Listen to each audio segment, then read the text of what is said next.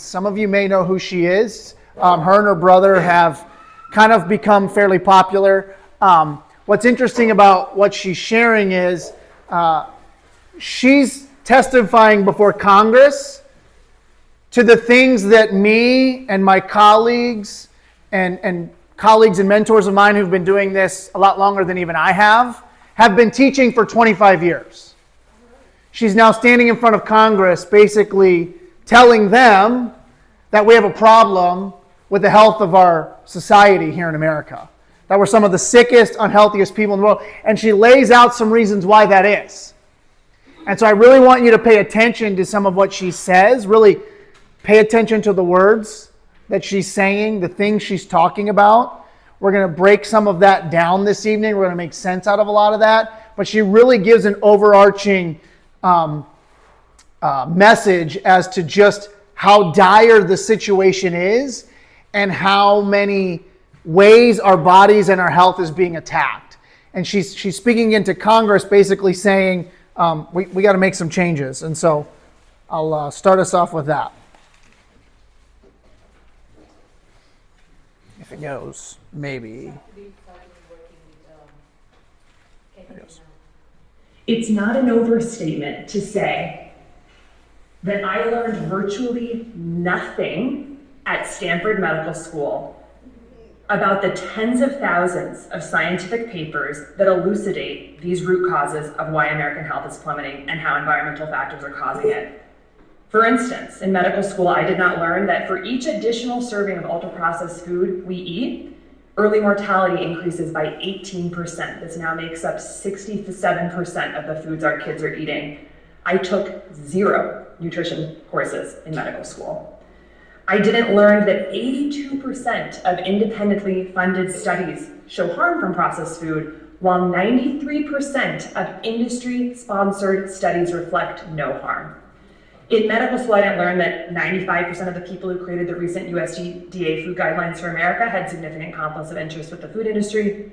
I did not learn that 1 billion of synthetic pesticides are being sprayed on our food every single year. 99% of the farmland in the United States is sprayed with synthetic pesticides, many from China and Germany. And these invisible, tasteless chemicals are strongly linked to autism, ADHD, sex hormone disruption, thyroid disease, sperm dysfunction, Alzheimer's, dementia, birth defects, cancer, obesity, liver dysfunction, female infertility, and more, all by hurting our metabolic health. I did not learn that the 8 billion tons of plastic that have been produced just in the last 100 years, plastic was only invented about 100 years ago, are being broken down into microplastics that are now filling our food, our water, and we are now even inhaling them in our air. And that very recent research from just the past couple of months tells us that now about 0.5% of our brain are now plastic.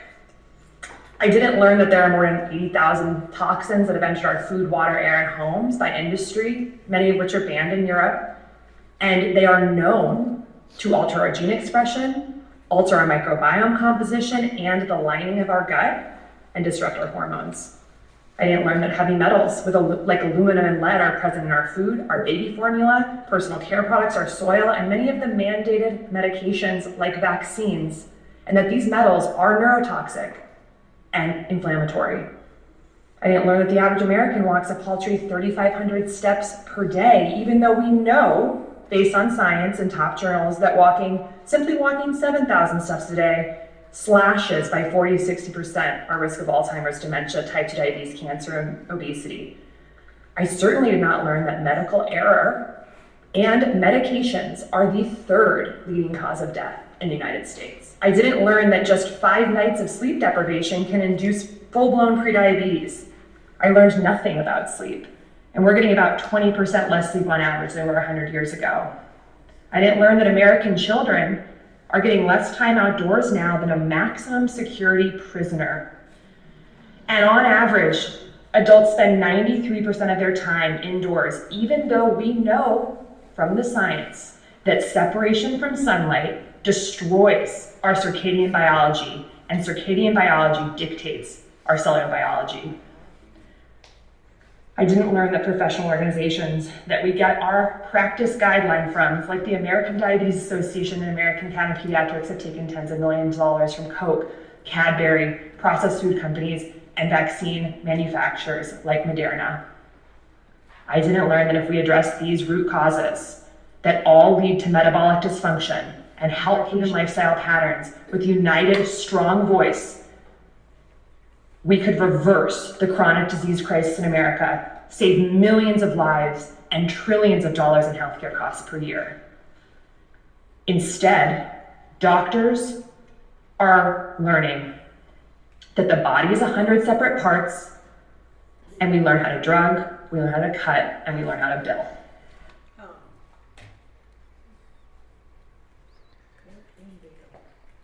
You've been lied to. You've been lied to. The FDA, the CDC, the AMA, the NIH, American Heart Association, American Diabetes Association, the pharmaceutical manufacturers, and your medical doctor, knowingly or unknowingly, sometimes out of ignorance, they've lied to you. They've not built health for you and your family.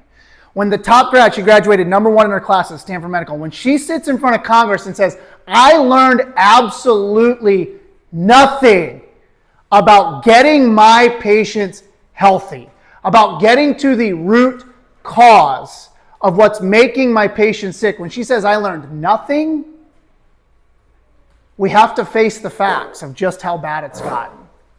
And we have to recognize that it's up to us as individuals to take 100% responsibility for our circumstances, where we're at. Regardless of how you've been misled and misguided in the past, that can change right now if you say, you know what, enough's enough. I'm going to take responsibility for where I'm at. I'm going to educate myself. I'm going to learn. And I'm going to take new actions to change my trajectory for myself and for my family.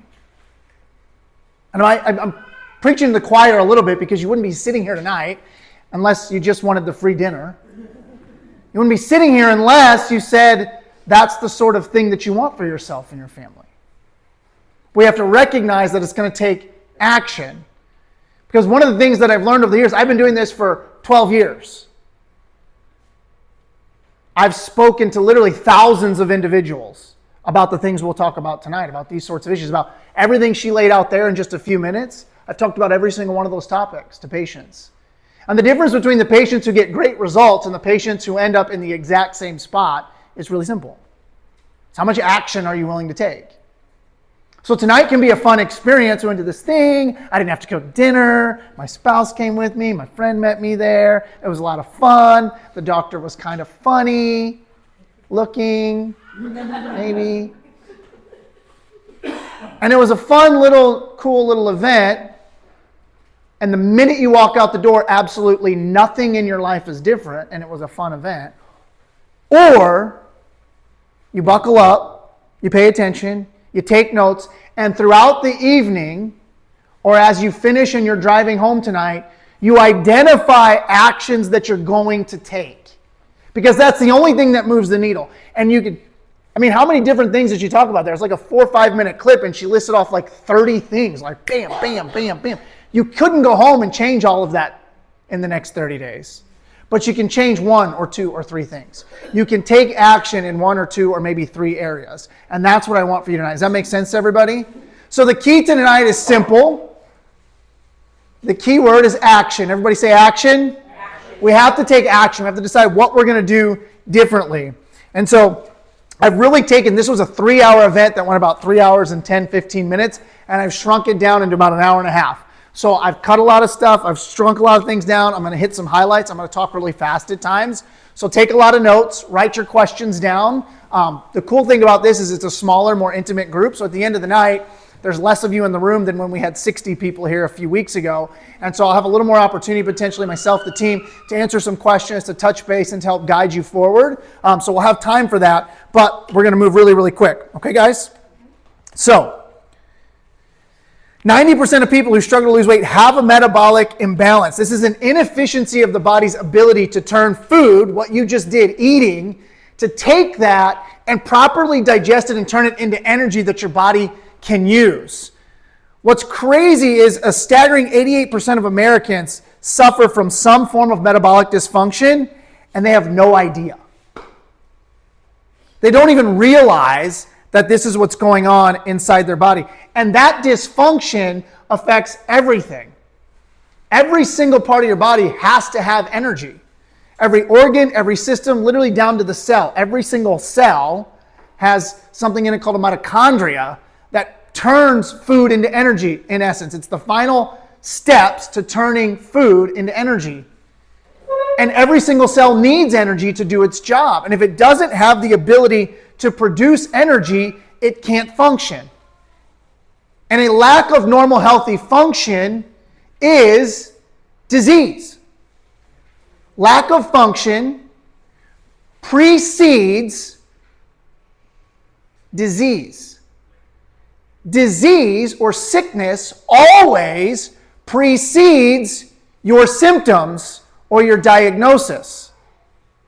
There's always an abnormal function before you feel bad. You don't feel bad and then the function goes abnormal. You've got a dysfunction which leads to dis-ease, a lack of normal healthy function, a lack of normal healthy ability for a body part to do its job. Then your symptoms show up.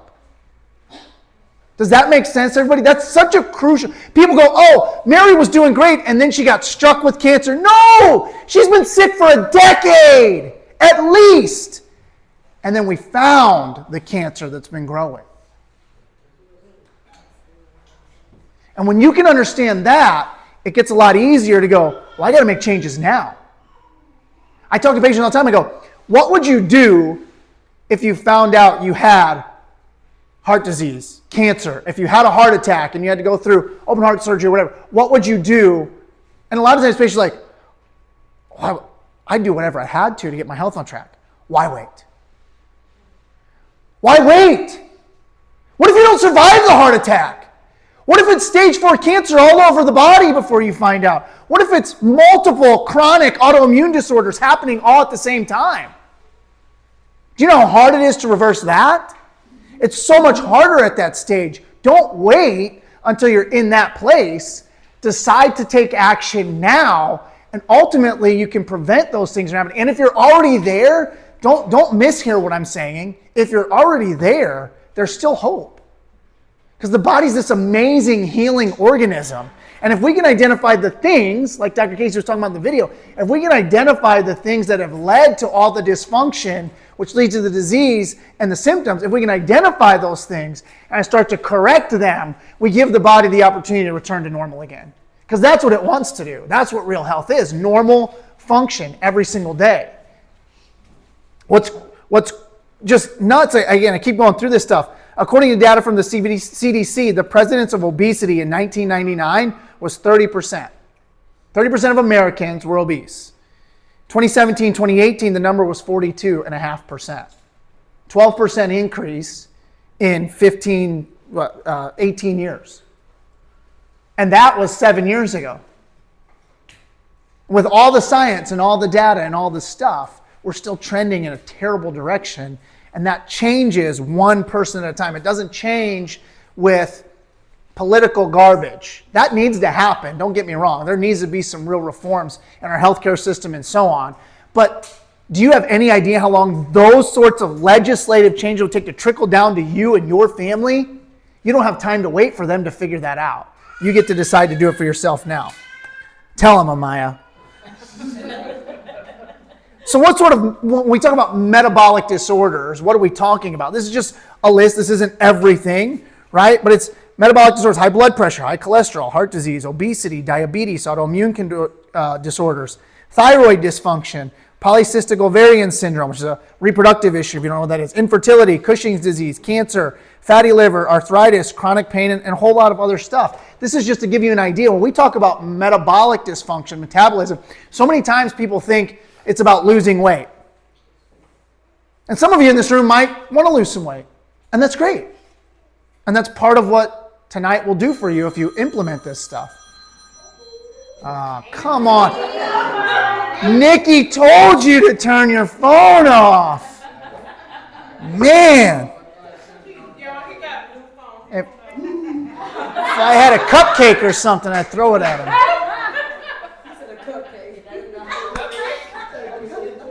But it's not just about losing weight. When I talk about metabolic dysfunction, again, your body has to produce energy to do anything. And if we're not producing energy well, it has the ability to disrupt every function, every organ, every system in your body. Diseases. So once we go from dysfunction, then we get to disease, right? So the diseases, the things that you might run into, right? The warning signs of that. Things like fatigue, feeling tired all the time, thyroid issues, bad appetite, cold hands and feet, like poor circulation, low libido, PMS, bloating, anxiety, depression, hair loss, brittle nails, insomnia, infertility, irritability, obesity. Like the list goes on and on and on, right? Because it affects everything. And so how do we get there, right? Like where does some of this stuff come from? Well, number one, the food we eat for most Americans is garbage. Again, Dr. Casey laid it out. 67% of the food that our children eat, your kids, your grandkids, 67% is what they would call ultra processed. That's not like, hey, it's been a little bit processed. We sort of took something. It's like we ground it into like flour and then made something. No. We're talking highly refined, chemically damaged and altered, and it doesn't resemble real food anymore. Funny story I like to throw in once in a while. I grew up dairy farming, all right? A big dairy farm for the time. And I was in chiropractic school. I came home to visit for the weekend. My brothers at the time lived together. They were we were all in our early 20s. And I popped into their house and I said, I was sitting there for a little bit. You guys got something to eat? I'm starving. My brother's like, yeah, there's stuff for sandwiches in the fridge. So I go over to the fridge and I'm pulling stuff out. I'm like, you got cheese? He's like, bottom drawer. So I go in there, I pull it out. I said, cheese. This says right here on the package, cheese-like product. That ain't cheese. I'm like, Grandpa Arnold is rolling over in his grave right now because you have cheese-like product in your refrigerator. It's blasphemy. But that's just it. It's literally everywhere. We have to understand how to make these changes for ourselves, because if we just go in, this is how I grew up. Literally, I'm at the grocery store, 2 packs of cheese. This one's 5 cents cheaper. That's the one I'm getting. And I get it. But I'm saving a nickel today for heart disease, cancer, diabetes, autoimmunes tomorrow. Do you guys get that?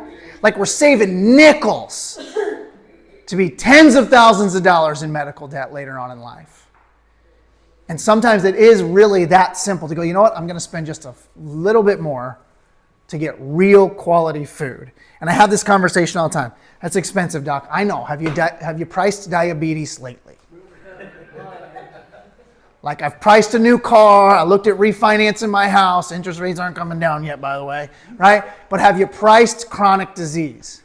Because it'll cost you radically more. And it's an investment. You have to look at it that way. So let's understand our metabolism. It's real simple. It's taking food, digesting it, turning it into energy. I kind of hit on some of this stuff already. Your body is made up of 70 trillion cells. It's a whole lot of cells. Every single cell in the body has mitochondria. The mitochondria are the final stepping stone to turning food into energy. Your body needs energy to do its job. Any organ or system not making the energy properly, again, creates that dysfunction, which causes dis-ease, lack of normal healthy function, which precedes symptoms and your diagnosis. And that's the cascade of events. Any disruption in that process, and we've got problems. And then depending on the type of tissue, so are we talking about skin? Are we talking about eyeballs? Are we talking about your heart? Are we talking about your muscles, right? Are we talking about your digestive tract?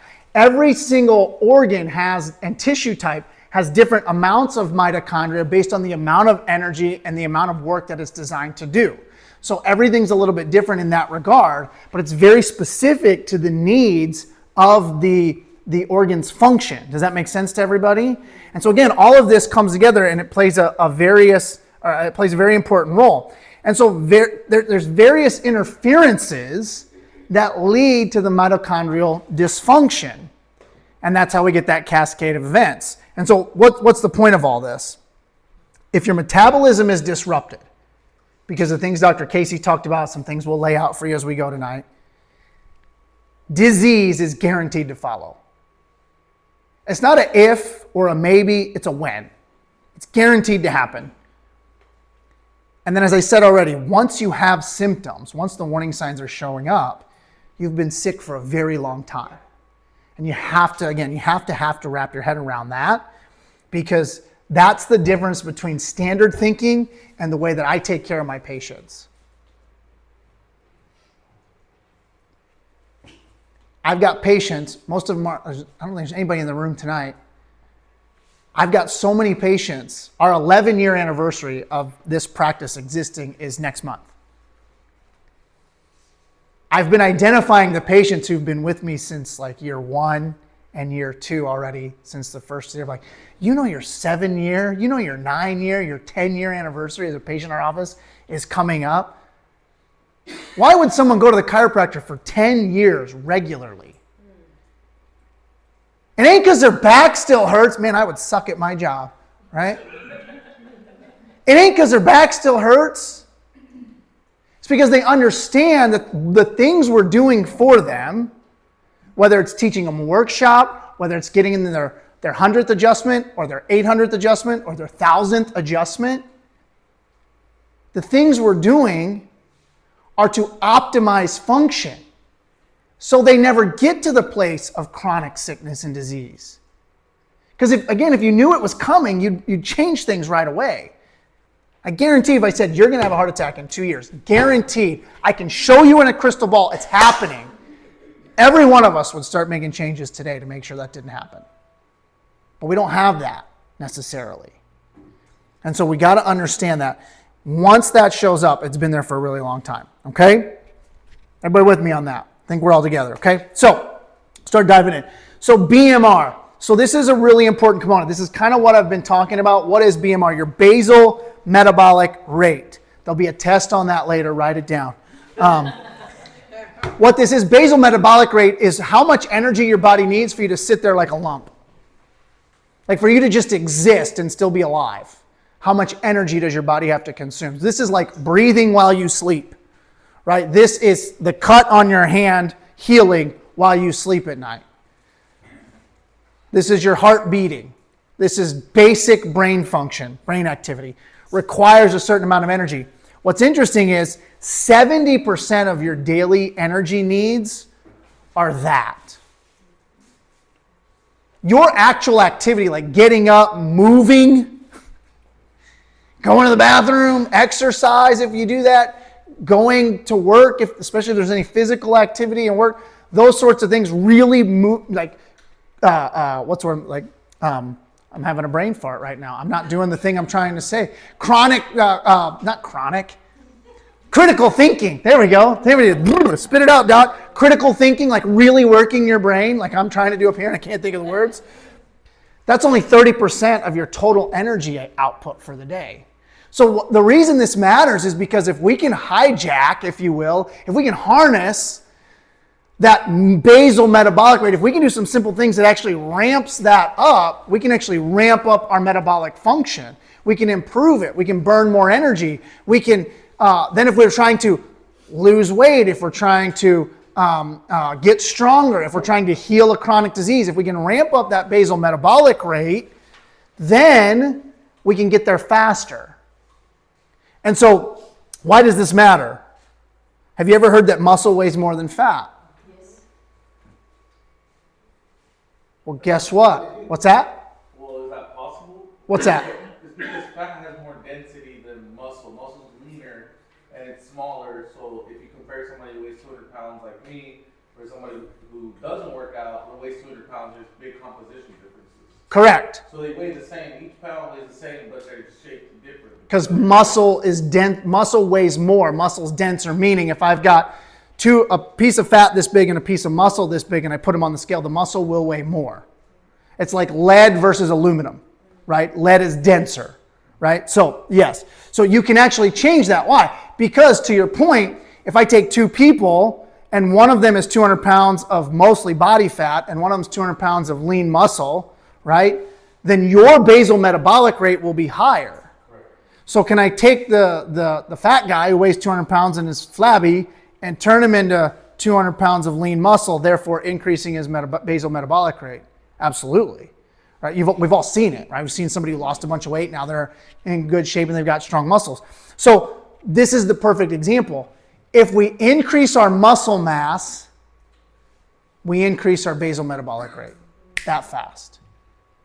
And that is something you can easily do, easily control. It's easier to maintain a higher level of energy and fitness if you're leaner and you have more muscle mass. Now, it may suck to get there. It might be hard. There could be some challenges along the way. But once we get there, it's easier to stay there. This is where, I'll give you a perfect example, personal experience. I played football in college. I got done playing football. I could eat whatever I want when I was playing football. If I wasn't playing football, I was drinking beer with my buddies, okay? Typical college guy, all right? And guess what happens when you're no longer playing football and you keep doing that? And you actually have more time to do it because you don't have football practice tomorrow. I was the same height, 230. 5'8", 230 is round. Just in case anybody wants to know. I got pictures to prove it. I had to work out consistently 5-6 days a week for quite a while to get back to the shape that I want. Now, I could have done it a little slower, but I was in a hurry to get there, okay? 5-6 days a week for a while, but I got from 230 to like 182 and was in some of the best shape of my life. I slept like a rock. I had all the energy in the world. I popped out of bed in the morning, right? Then I got married and had kids and all that stuff, and then, it's like totally different. But you guys, raise your hand if you've been there, okay? But the point is, even at this point in my life, that was 12 years ago, 15 years ago. It's easy for me to maintain this level of fitness, a couple good workouts a week. I don't have to go to the gym for an hour, 5 or 6 days a week to stay in this kind of shape. Could I push myself and get in better? Sure, there's always another level you could go to, and there will be seasons of life for me to do that. But I'm able to maintain a really good level of fitness and energy, sleep well, have the energy to get up, come to the office, take care of y'all, talk with Doc, talk with the team, do all the things we gotta do, put on events like this, and I don't have to spend 5 hours a week at the gym. But my basal metabolic rate is up here compared to when I was 230 and it was in the tank. Does that make sense to everybody? So there's benefits to all of this. So the other thing that's cool is, we'll talk about this a little bit, there's the foods we choose to eat require more energy to digest. So for instance, eating good, clean protein, animal meat, like you just had tonight, requires more energy than, say, simple fats or refined carbohydrates. So you can actually increase your BMR along the way based on the food you choose to eat, because some require more effort there's a higher energy expenditure to digest and extract nutrition out of that. Does that make sense to everybody? Now, that's not the only way to get there, but it just shows you how there's all these little things that you can do to hijack this process in your favor. And then I run into the patients all the time and say, well, Doc, but I eat healthy. Just to be clear, if someone walks into my office and says to me, Doc, I eat healthy, and it's not followed by things like, I eat absolutely no refined food, no processed food, I eat all good fats, no seed oils, I eat no sugar, no refined sugar, no artificial sweetener. If they don't give me a laundry list of all the things, I know you eat like crap. The people that eat really good do that. It's this and this and this and this and this. And the people that go, I eat pretty good, you eat like crap. Guaranteed. I've never had someone come in and go, I eat pretty good. Yeah, I eat pretty good. Tell me about it. Well, we don't eat fast food. Bravo. My 5-year-old knows we don't eat fast food. That doesn't make him like a nutrition expert, all right? Like the only reason I'm saying that is because I meet so many people that think they're doing the right things. I'm not trying to beat you up. I'm saying there's so much more we got to learn. There's so much more we got to do. And here's a perfect example of it. I'll lay this out for you. Toxic, healthy foods. These are the things people are eating when they come into my office and tell me they're eating okay. Low fat, no fat, fat-free foods. If you take all the good fat out of something like yogurt, do you know what it tastes like? Crap. So what do? Sugar, artificial sweeteners, artificial flavorings, dyes, right? All these things to make it look and taste and smell better. and that's all toxic to us. Granola bars. You know what's in granola? Sugar on top of sugar on top of sugar. Grains are sugar. They're usually covered with extra sugar and then honey to make it stick together. It's like multiple forms of sugar. They add flavoring to it and all these things. It's a dessert, and we call it a health food. It should be an occasional snack, right? Veggie chips and straws. That's a good one. Powdered vegetables, fried and baked in highly processed seed oil, vegetable oil, which I'll talk about good fats in a little bit. It's super toxic for us. Sports drinks. How do they make those taste good? Sugar. How do you get purple Gatorade? Food dye. Right? How do you get bright red cherry Gatorade, orange Gatorade? It's all these food dyes. Some of these are starting to be banned. They're banned in most other countries. By most other wealthy nations have banned all this stuff. Artificial sweeteners and diet products. Again, we can kind of hit on that a little bit. Have a huge negative impact on our metabolism. And then this is one of my favorites: plant-based meats. You know, scientists have discovered this amazing thing now, though, where you can actually take plants and grass and turn it into meat. It's called a cow. It's delicious. Tastes just like cow. God did it right, by the way. If you're trying to simplify and dumb down some of what I'm going to teach you tonight, did they eat this 150 years ago? Yes or no? Did it exist 150 years ago? Yes or no? And if it didn't, don't eat it. Right. It's that simple. If God didn't make it himself, if you couldn't go out in the Bible and find this, then you shouldn't be eating it. Everything we need is there. It's all there. You just got to know where to go get it. So it's not as simple as fats and proteins and carbs only. That's what most people do. They flip over a label and they go, how many fats, how much protein, how much carbs? I want to go underneath that. Right underneath the nutrition label is a thing called the ingredients list. And that is radically more important than fats, proteins, and carbs when it comes to that stuff. So to start to give you I'm going to give you some talking points. This is not a nutrition class tonight, okay? We have a nutrition class coming up, and I would encourage all of you to plug into that. It's in, a week or two? Next week? Yeah. So you guys got the sign-up sheets? Go ahead and pass those around. So anyone wants to sign up, they can get signed up. But I'm going to start going through some of this. So when it comes to things like our animal products, now it's not as simple as, yeah, go ahead. You each have a flyer in your book. Oh, yes, you guys have a flyer for the nutrition class. The date and time will be on the top of the sign-up sheet. Even if you're not 100% sure, but you're interested, sign up. We've got some time. The list always narrows a little bit because you checked your schedule, you couldn't make it, whatever, but we'll do that, okay? So it's not just as simple as, hey, I want to eat a piece of meat, right? But the quality of the meat, that's what we're going to talk a little bit about, the quality. So it's not you are what you eat, it's what they ate. If I eat a cow, then what I'm really getting from the cow is based on what the cow's diet was, right? How was the cow raised? So if you're a cow, what are cows supposed to eat? Grass, right? You go to the grocery store and you see a dairy product or a piece of meat. What is it? It's always a picture of a cow with a 150-year-old red barn, and he's out in the pasture, and there's nothing but grass and sunshine, and that's a freaking lie. That exists about 5% of the animals raised in this country today. The majority of them are locked up in these little tiny barns and feedlots, and they don't see sunshine, and they don't eat grass. What do we feed most of our livestock today? Well, we should feed them hay. That wouldn't be as bad. We feed them something else like corn and grain, right? And what do we spray on all that corn and grain? Roundup, glyphosate. It's a toxin. It's a neurotoxin. It's banned in other countries. Do you know we can't ship our grain to the European Union or China? Do you know why? Because they don't appreciate how much Roundup we spray on it. It's one of our biggest exports is grain, and we can't ship it to two of the biggest populations in the world because they're like, nah, we don't want that crap. So what should we be getting? When you're talking animal products, when you're talking beef or dairy, you want 100% grass-fed. Not just grass-fed, it has to say 100% grass-fed because you can feed a cow 40% grass and call it grass-fed. Less than half. Thanks, FDA. You're really looking out for me. Right? It has to be 100% grass-fed, or it has to say grass-fed, grass-finished. Those are the two labels you're looking for.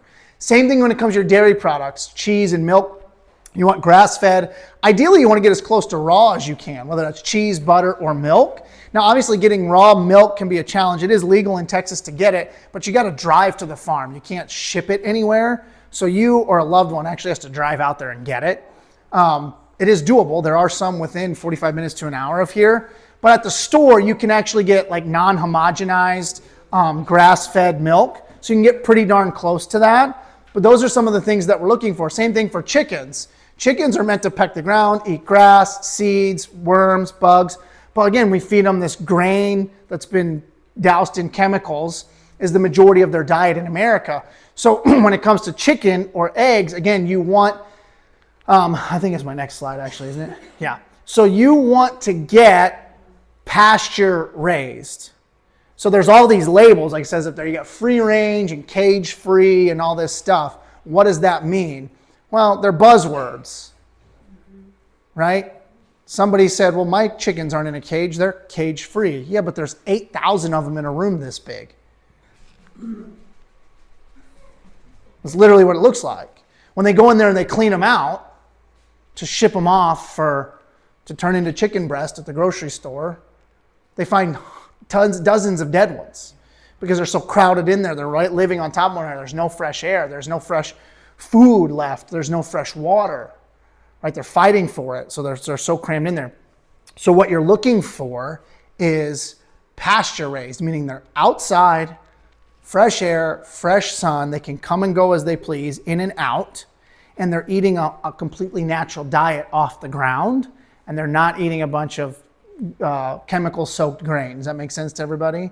So and I'm simplifying some of this down again for the sake of time, because we want to get through a lot of stuff, but giving you some of those buzzwords. Again, nutrition class will dig into some of this stuff just a little bit more. Specifically on the topic of metabolism, metabolic boosting foods. One of the ones I talked about was your animal product, right? And I explained why that is. It's going to cause, it's got a higher cost of energy output to break it down and turn it into energy or lean muscle tissue for yourself. So protein-rich foods do all of that. Grass-fed meats, wild-caught fish, pasture-raised eggs. And you guys have this. Some of you guys have already pulled it up. You've got this list. You don't have to write it down. Okay, you have this exact list in your packet. Leafy greens, high in iron and magnesium, which is essential for supporting energy production in your metabolic processes. Healthy fats. We're going to talk about that here in just a second next. And I'm going to give you some examples of that, but or why that is. But things like avocados, raw nuts and seeds, coconut oil, real butter, olive oil. These are critical for good metabolic function. These are critical for good cellular health, for good hormone production. I'll talk about that next. Certain spices that help your metabolism, turmeric, cinnamon, cayenne, ginger, help boost your metabolism and your fat burning activity. And then berries. Blueberries, raspberries, blackberries, strawberries, high in fiber and antioxidants, and that helps combat inflammation as well. It's going to help you feel better, and it's going to be less that your body has to deal with trying to correct and undo the inflammatory processes in your body if you're getting. So those are just things to think about getting more of in your diet as you're working on boosting your metabolism. Okay, so fat. So good fat versus bad fat. This is important. This is one of the biggest things I talk about with people, which is not all fat is created equal. Okay, I kind of touched on it earlier, like seed oils and stuff like this. Again, I gave you the simple template. Did they eat this 150 years ago? Vegetable oil, canola oil, corn oil, safflower, sunflower, soybean oil. Did they eat it 150 years ago? No, it didn't exist. Why? Because we didn't have the technology and the science and the machinery to highly refine and extract the oil from something like that. It was impossible to eat those sorts of things without getting a massive amount of additional nutrients and fiber along with it. When they process these sorts of things in the factory, they look and smell so bad you'd never eat it. They dye it, they add flavors and fragrances to make it look appealing and taste good, or you'd never do it. Margarine, for example, which is a vegetable oil base, fake butter, right, is gray when they make it. So they dye it to make it look more like butter. It never looks like real butter. It's like God gave you, I did this thing in a workshop years ago. I think it was last year sometime. I put this thing up and it was how the process of making margarine, right? And it was like 1,000 steps in this process and 28,000 ingredients, right? And then it was like how to make butter. Shake milk vigorously. Like, hello? And one of the biggest lies that we've been fed in America is this idea that we can use science and technology and a factory and a laboratory to create better nutrition than God gave us. Mm-hmm. It's crazy. It's just absolutely wild. It's like it's already out there in nature. You just go get it the way it was supposed to be, and it gets really easy. So I always use that as like a kind of a baseline. Like when you're unsure, check the ingredients list and then decide, did this exist 150 years ago in nature or not? And if it didn't, it's probably a good idea not to be eating it. Calories, not a calorie. This is an important one if you're trying to improve your metabolism. The example of this is really simple. There is the same amount of calories in 12 almonds, 12 raw almonds, as there is in a Twinkie. We're both getting ready to go to the gym. We want to lose a couple pounds, put on some muscle. I want to look like this guy over here. You eat a Twinkie, I eat some almonds. Who's going to have a better workout? 100%, right? Like you guys are going to be all like food coma, sugar crash, right? Inflammatory things, right? You're going to feel bad. The reason I share this regularly is the simple concept. Metabolic function is more about quality than quantity. It's not a simple math equation. It's not 2,000 calories in, 2,500 calories out, and I'll lose weight. In fact, there are oftentimes people who struggle to lose weight simply by counting calories and doing the math because your body is in survival mode. Like your body's so much smarter than that. You can't just feed it junk and then work out really hard and burn it all off. It won't work that way. Your body's gonna cling to every last piece of crap that you put in there if that's all you're giving it. You have to give it real food, right? I kind of give this little scenario, if you will. It's like there's two guys in your gut, right? And they're sitting there like discussing what's coming in. And it's like, good God, it must be getting bad out there. This is what they're eating. This isn't even food. And so then what do? If this is all that's left for them to consume, there must be a famine. Because your body doesn't realize that Kroger's around the corner, because your body today isn't different than 2,000 years ago. So when you feed it garbage, internally it goes into protective mode. It's like, if this is all there is, we better cling to everything we got because there ain't going to be nothing left soon to eat. So it puts every last calorie it can away into fat and it clings to it for dear life. It fights to not let it go. And then what do? You're adding fat. Your body is breaking down muscle oftentimes instead of fat for energy. Then you can't put on the lean muscle like we were talking about. Your basal metabolic rate drops. You guys get the process here? So all of this stuff works in conjunction. Once you get it moving, gosh, it's a well-oiled machine. But you got to get it moving. So a calorie is not just a calorie. So that I've never counted calories. When I went from 230 to 180, whatever, low 180s, I never once counted a calorie. It wasn't a priority at all. It was just get good quality nutrition in, move my body on a regular basis, and let it do what God designed it to do. Sugar's an anti-nutrient. It's empty calories in most cases. The thing that's interesting here that I learned fairly recently, the average American in the early 1900s consumed 4 pounds of sugar annually. Oh, wow. Anybody want to take a stab at what it is today? 20. What'd you say? 20. 20 pounds annually. Any other guesses? 1,400. What? 1,400. Oh my. They're in a diabetic coma. They're dead already. But it's 100 pounds.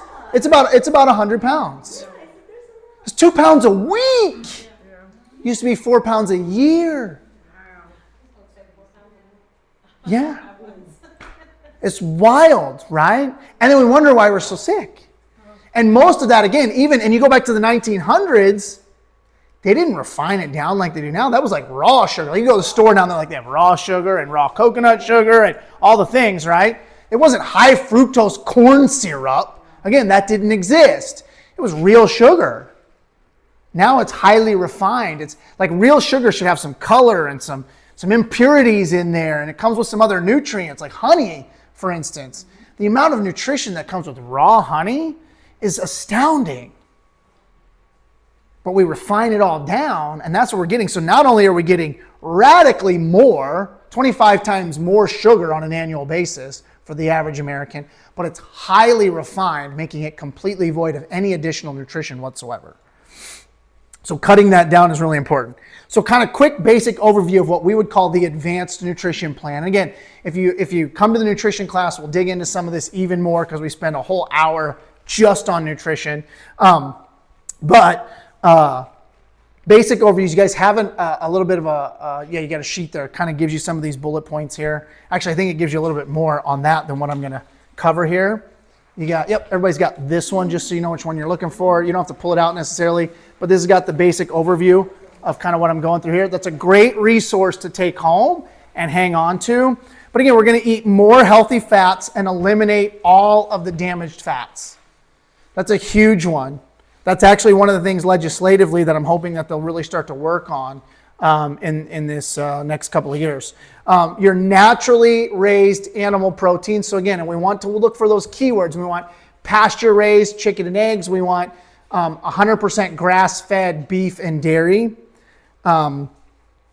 We want to eliminate, if you really want to get your metabolism on track, and we're trying to eliminate the sugars, we've got to eliminate all of the grains for a season. So for some of you might be like, I was with you until that comment right there. Okay. For a lot of you, it's for a season. For me, it was for a season. And I'll still go through spurts periodically where I'm just giving my body. Again, think about historically, there were seasons of feast and famine. There were seasons where you could eat all the things you wanted. And then there were seasons where it was like, we're eating jerky, guys, again. Right? Because it's all we got.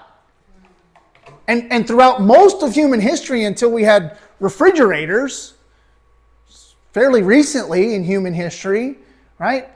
There were seasons where it was like, we got to eat the things that can be dried and preserved and last us through the winter. And so your diet shrank to only a handful of things potentially, okay? So eliminating the grains oftentimes is for a little while, till we get our metabolism going, till we get things moving in the right direction. And then we potentially can reintroduce some specific things. We also want to reduce most of our fruit. Why? Because fruit has a lot of fructose, which is sugar, right? Now, nobody ever got sick or out of unhealthy or overweight because they ate too many apples or bananas. But again, if you've been consuming 100 pounds of sugar annually for the last 5, 10, 15, 20 years or more, right? Like the average American is, we've got to reduce those sugars down to close to zero to allow our metabolism and our body to start to course correct from the damage that we've done. And then potentially, when we get to where I can eat all the fruit I want, like I don't hesitate to eat an apple or a banana if I really want to, right? I don't eat a ton of those things, but I have the option now because my health is where I want it to be. And that's a big thing to understand. Some of you right now are trying to get your health to a new place. And you're going to have to do some things you've not done if you want to go somewhere you've never been. But once you get there, now there's a little more freedom. And then this stuff becomes second nature. When I was first learning this, listen, meat and potatoes farm kid, right? Literally, give me a piece of pot roast, a huge baked potato, give me 3 dinner rolls, right? And I'll be a happy camper, okay? It was a big shift for me to start to learn a lot of this stuff and have to make some changes. And then as I've done it, I've learned how to actually enjoy a lot of the things that I would have enjoyed growing up, but I know how to get them, make them, produce them in a much healthier manner. I don't feel like I'm deprived anymore. I think that's one of the big things for people to understand, okay? Make sense to everybody? Okay, again, nutrition class, we go a lot deeper on some of these specifics. So Talking about metabolism, movement. I've talked a little bit about this. I'm just going to give you guys some bullet points here. Dr. Casey said in the opening video, the average American walks a paltry 3,500 steps a day. That's like going around this building a few times, right? When we know, as she said, 7,000 steps a day reduces things like Alzheimer's, dementia, autoimmune disease, diabetes, obesity by over 40% or more. By just walking 7,000 steps a day, which still isn't even a lot. I've never worn a pedometer. Doc, have you ever worn anything like that? Like, I'll bet on a busy day when I get up, work out, and I'm here all day, and then go home and chase my kids around, 10,000 steps is like no big deal, right? And so some of you, when we talk about movement, you might be thinking like, man, I just don't have it in me to like go get a hard workout. Fine.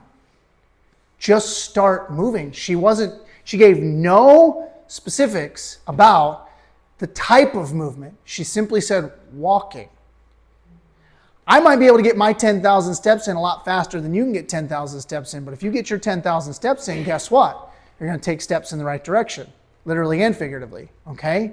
So just start moving. So some simple guidelines there. Again, 10,000 steps a day, moderate intensity exercise, 150 minutes a week.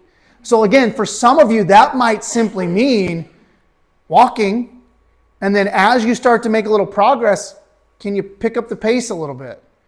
Because ultimately what we want to do is not only get weight off or whatever, we're shifting our metabolism.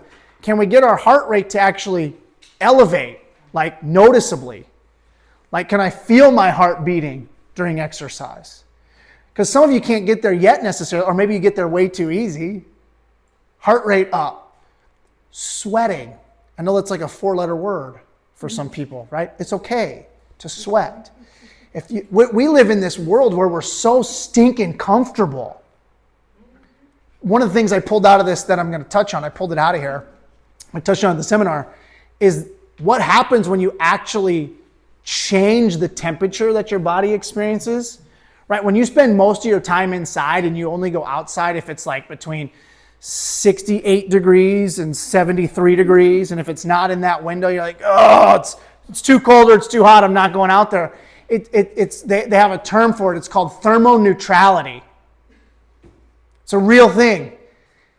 Your body never experiences any of the extremes in temperature, but it should. Again, go back in time just a little bit where you couldn't like boop, boop, start your truck, wait for it to warm up, and then it's like 3 feet from your door, so you like walk out there and don't even feel the cold air, right, or the hot air. Right? The AC or the heat's already, hot seats are already, listen, I get it. Remote start and heated seats are two of God's greatest creations because I hate cold weather. But your body actually, your metabolism is actually designed to deal with that. Did you know working out and cold, like experiencing cold weather, especially if you can get outside and do some exercise, you can radically ramp up your metabolism because your body's got to work harder to do the work and maintain good body temperature. And then all of a sudden it's like, wait, now we're hot. We need to sweat, but we got to maintain core temperature because it's 25 degrees outside. Your body it's actually capable of doing that. So getting in the cold, getting in the hot when you don't really necessarily want to, and you can cheat the system a little bit. Take a cold shower.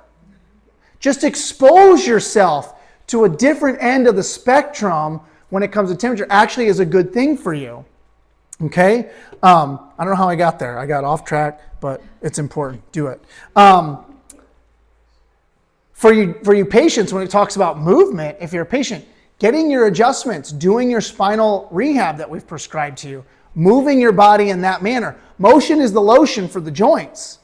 Why am I stiff? Why am I stiff? Why do my hips hurt? Why does my knee hurt? Because this is where you're all at right now is 90% of your day potentially. You get up in the morning, you get dressed, you walk into the kitchen, make a cup of coffee, you sit, you drink your coffee, you play on your phone. You walk out to your car or truck, you sit, you drive to the office. You get to the office, you get to your computer, and you sit. You come home and you sit in front of the TV. Why am I so stiff? I don't know. It's called rust, people. Like you got to move things or they rust. They break down. If you don't use it, you lose it. It's a true statement.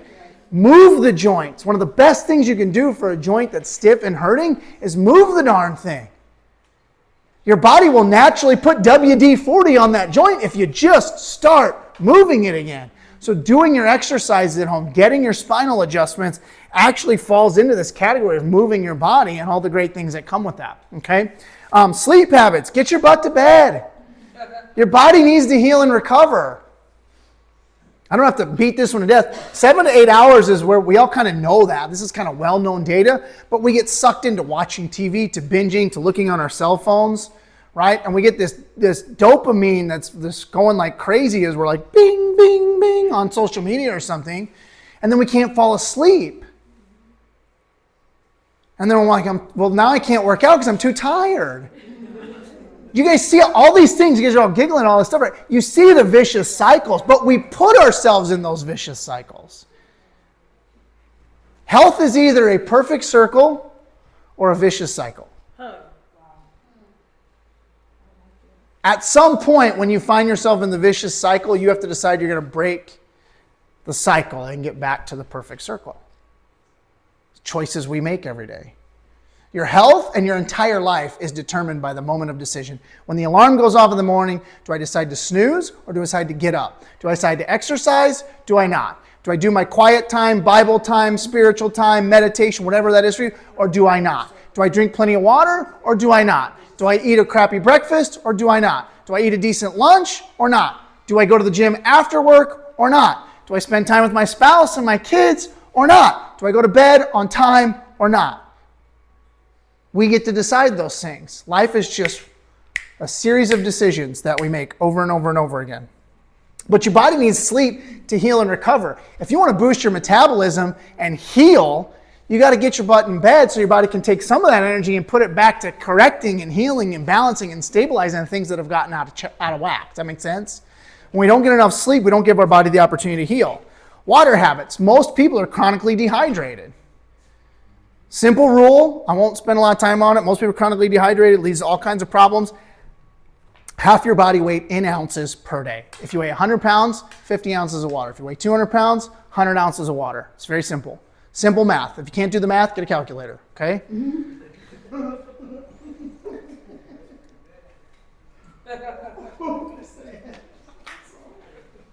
How much you weigh, Doc? It's easy math, right? 71 and a half ounces of water. No, 76 and a half. See, get a calculator. Give or take. Doc's like, I round up 80 ounces. I got it. All right. Okay. Real quick. Again, shrunk a big seminar down into a couple things. Toxicity. Again, opening video. Microplastics. Just as one example. Microplastics, okay? She said we have 0.5% of our brain is made of microplastics. That's the equivalence of an average plastic spoon in your brain. We consume, I'm going to get, do I have it in here? Dang it. The average American consumes a credit card worth of plastic each month or 12 plastic grocery bags a year. We consume it. A credit card's worth of plastic per month makes its way into your body.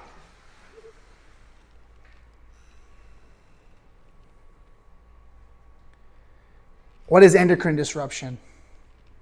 It jacks up your hormones. It's certain toxins that get in that screw up your hormones. One of the biggest ones is a lot of things, a lot of it's plastics, things that we spray on our food, glyphosate, Roundup, right? Some of those things, pesticides that we use. This stuff gets in and it does something called, they're estrogen mimickers or xenoestrogens. What does that mean? It means when it gets into your body responds to it as if it were estrogen. And so we live in an estrogen dominant society. Men shouldn't be estrogen dominant. This is where man boobs come from. This is why we have 10 and 12-year-old boys with man boobs. This is part of why we have feminization of our young boys. This is also where a lot of female cancers come from. They're hormone driven or estrogen dominant. Specifically when I say female, breast cancers, some reproductive cancers, things like that, we oftentimes see this estrogen dominance. Why do men have low libido and less testosterone and less lean muscle? Or estrogen dominant. Fat cells, the more fat cells you have in your body, fat cells produce estrogen. So again, vicious cycle. So you're getting these things, right, where bodies are turning softer, flabbier, less energy production, our metabolism slowing down, we gain weight, that ramps up the cycle. Again, vicious cycle, the snowball effect, okay? So how do we break some of this? Simple things. Everyday products that we deal with, like your soaps, your shampoos, the things you do your laundry with, the same things you wash your dishes with. There's stuff that's chemical, man-made. It's got 1,000 ingredients on the back of it. And then there's like clean soaps and stuff that have like 3 or 4 ingredients. And you can pronounce them all, right? And those are the things we should be looking for. And there's options, right? Again, some of this you're going, I got to go home and throw the baby out with the bathwater. I got to clean out the laundry and the pantry room and the shower, and everything's got to go, right? The toothpaste and everything's got to get cleaned up. The deodorant with aluminum in it and all these sorts of things. Take a deep breath. Remember what did I say at the beginning? 1, 2, 3 action steps. Simple things, right? So I encourage you to do some of the basics. Don't go home and throw the baby out with the bathwater necessarily, right? But go home and look at the ingredients, right? When you look at the ingredients on your toothpaste and there's 15 ingredients and you can't pronounce half of them, did you know baking soda and water will clean your teeth? I mean, am I wrong? I mean, it'll clean your teeth, won't it? You got a dentist in the room. My wife was a dental assistant. Most of the cleaning and brushing your teeth comes from the actual action of brushing, not whatever's on your toothpaste. Flossing goes a long way. I'm not stepping on your toes, Doc, I'm sorry. Simple things.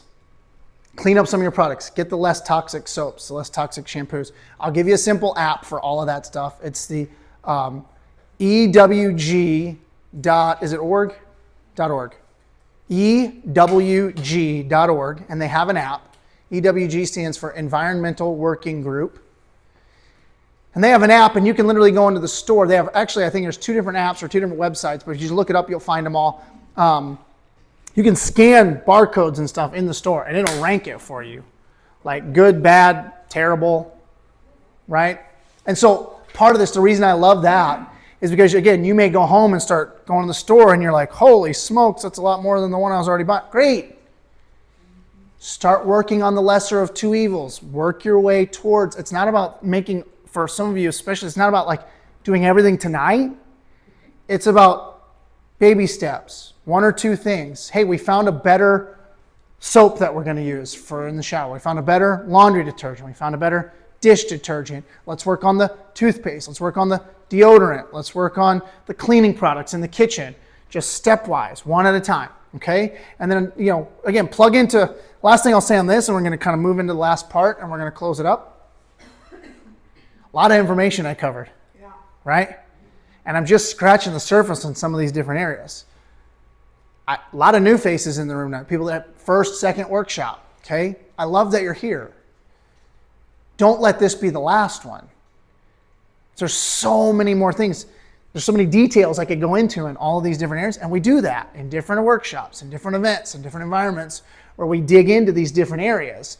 The patients that have been with me 10 years and 8 years and 10 years, and so, I sit down sometimes in a workshop and I go, what is this, like your 37th workshop? I mean, how many workshops have your parents come to, Rachel? I mean, they've been coming for 6 or 7 years, and they've come to almost every single workshop. The only reason Stan and Ingrid aren't here tonight is because they were at the seminar last week, and they've already referred like 15 people to the office. They don't have anybody else to bring to the dinner. They're like, yeah, we're just going to stay home. Rachel, bring me some extra brisket if there's any, right? Tell Stan the brisket's mine. So plug in. That's my shameless pitch to come to another thing. If the Nutrition 101 doesn't work, if you've been to one already, whatever, and that's fine, but keep your eyes and ears open for the next event and the next event and the next event, because there's always something else that you can plug into. I'm still learning. I've been doing this for over 15 years. I've been teaching this to people and taking care of patients for over 12 years, and I still learn new stuff periodically, whether it's a new data point or new information about how to help patients get better results or new products that are available on the market. Do you guys realize that 15 years ago it was like eat vegetables and nothing else, right? And just wash everything with water because all the products on the market are toxic, right? It's so much easier now. There's so many things available to us today that weren't there 10, 15 years ago. So it's actually a lot easier, so don't let it overwhelm you, okay? Make sense to everybody? Okay, if you got questions, write them down. We will have some time at the end, I promise, okay? So as we're moving to the last part here, so I started off in this kind of area, like dysfunction equals disease, right? So there's dysfunction in the body. That leads to, we like to say this in chiropractic, dis-ease, lack of ease. Then we have symptoms, which we call disease in the traditional sense. Does that make sense to everybody? Okay, so I've said that before. Dysfunction equals disease, okay? So what is health? If disease is dysfunction, then health would be normal function. By definition, the definition of health is a body that functions and heals normally. Full, optimal, God-given function in every cell, every organ, every tissue throughout your entire body. If I can get, we talked about the mitochondria in the individual cells. There's 70 trillion cells in the average body. If every one of those 70 trillion cells was functioning at its normal healthy capacity, then you would have no choice but to be what? Healthy. And that's what we're striving for. And there's multiple facets that play into that, right? How we fuel it, right? Do we get the toxins out? Do we exercise, which gets oxygen into our body, right? Do we drink enough water and hydrate it well enough, right? Because the things that lead to dysfunction, we refer to that in general as interference. What would interfere with normal function? All the things we've covered tonight are things that, if you don't do the right things, will interfere with normal healthy function, okay? There's a component, though, that when we're really simplifying, getting down to the root cause, to the basics, right? There's a primary area that we have to start with when it comes to normal, healthy function. To miss this component is to miss the foundation of good health, okay? That's why we save it for last. If my body's going to function properly, I have to identify how normal, healthy function is operated and controlled within my body. Is everybody following what I'm saying there? Okay? So very simply, what controls, what coordinates all the functioning, all the healing, all the adaptation that goes on within our body minute by minute? There's one thing, there's one organ that controls all other function, all other organs. And Lee's got it figured out. It's your brain, right? Your brain controls and coordinates every single function in your body. As you sit here this evening, for the last hour and 15 minutes, your heart has been beating, your lungs have been breathing, your eyes have been seeing, your ears have been hearing, your stomachs have been digesting. In order for any of that to have occurred over the last hour and 15 minutes, your brain has had to consistently be sending signals down the spinal cord, out those nerves, to every single cell, organ, and tissue in your body. if someone were to come up behind you, right here, and cut the nerves that go to your heart, would your heart live or die? Die. It would die. Is that my opinion? No. That's a fact. This is Anatomy 101, guys. Okay? There's no need to test it. Exactly right. You know, it was actually tested. Interesting side note. Dr. Windsor won a Nobel Prize like 100 years ago. It was, the study was the Windsor autopsies. And what he did was he took, it was mostly animals that had died. He did autopsies on them. And what he found was exactly what I'm talking about right here. He found the organ of death, meaning if they died from a heart problem or a digestive issue or they had cancer in their kidney, right? If that's what caused death, he found damage and degeneration at the spinal levels that go to those organs. 98% of the time. The 2% where it wasn't right there, it was immediately adjacent. It was right above or right below in the spinal level, showing that there was damage in that immediate area. Does that make sense? So we didn't have to test it, but it's already been done, right? So if I cut the nerves, y'all are laughing. We know right away, we die, right? It's not a question. We don't want to test it any further than the data we already have. Here's the thing. None of you are walking around with cut nerves. You wouldn't be sitting here. You wouldn't be breathing. You wouldn't be laughing or laughing at me, laughing with me. I don't know. You wouldn't be doing any of that if you had cut nerves. It's incredibly rare for those nerves to get cut. But it's very common for them to become damaged or stressed or irritated. How does that happen?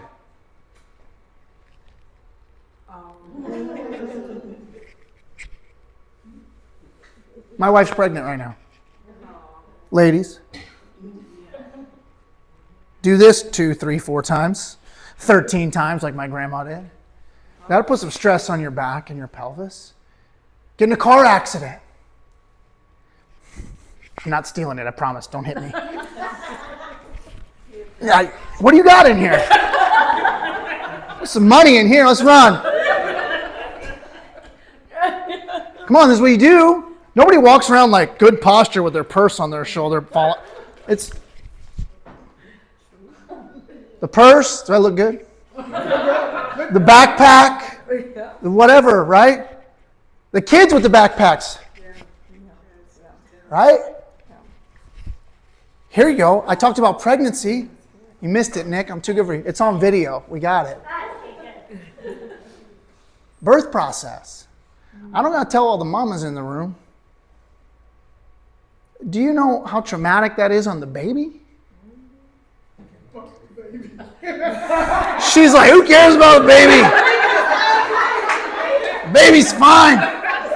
Hold on. Wait a second, though. Wait a second. Hold on. Once upon a time, you were the baby.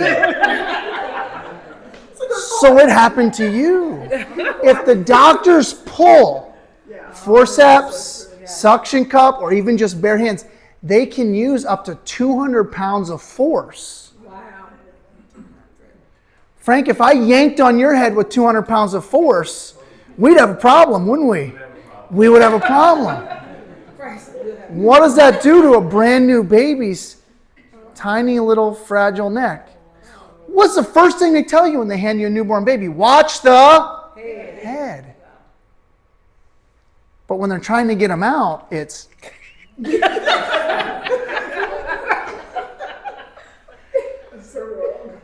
And we laugh, but it's true. Go watch. You can YouTube it anymore. Go watch a delivery.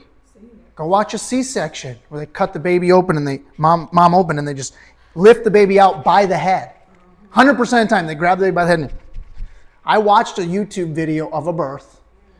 They grab the baby by the head. You could see them yanking on it. They pull this baby out. The doctor proceeds to carry the baby. You were probably born in some fashion like this. Your kids were born this way. Your grandkids were born this way. Now we hand them a cell phone as soon as they can sit up, and we wonder why their spines are a train wreck. Yeah, that's true. And so here's the thing. Bring it all back together. The nerves aren't cut, but they're damaged. If they go to their heart and they're stressed, damaged, irritated, is your heart going to keep performing at its full potential, or will it deteriorate? Is that my opinion, or is that a fact? That is a fact.